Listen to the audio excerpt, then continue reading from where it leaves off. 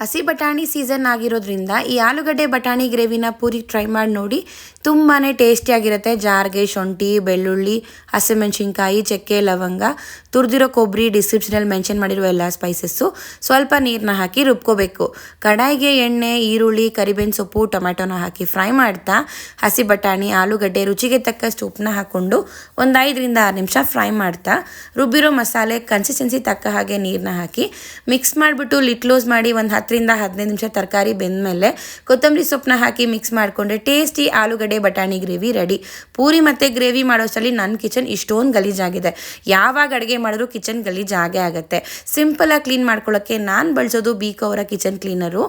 Just spray ಮಾಡಿ ಒಂದೇ ಒಂದು ವೈಪ್ ಮಾಡಿದ್ರೆ ಕಿಚನಲ್ಲಿ ಸ್ಟೌವು, ಕೌಂಟರ್ ಟಾಪು, ಫ್ರಿಡ್ಜು, ಓವನ್ನು ಏನು ಬೇಕಾದ್ರೂ ಈಸಿಯಾಗಿ ಕ್ಲೀನ್ ಮಾಡ್ಕೋಬೋದು. ನೀವೇ ಡಿಫ್ರೆನ್ಸ್ ನೋಡ್ಬೋದು. ಒಂದೇ ಒಂದು ಸ್ಕ್ರಬ್ಬು ವೈಪಲ್ಲಿ ಎಷ್ಟೊಂದು ಡಿಫ್ರೆನ್ಸ್ ಇದೆ. ಈ ಯೂಸ್ಫುಲ್ ಪ್ರಾಡಕ್ಟು ಕಿಚನಲ್ಲಿ ಇರಬೇಕು. ಈ ಪ್ರಾಡಕ್ಟ್ದು ಲಿಂಕ್ ಏನಾದರೂ ಬೇಕಿದ್ರೆ ಲಿಂಕ್ ಅಂತ ಕಮೆಂಟ್ ಮಾಡಿ.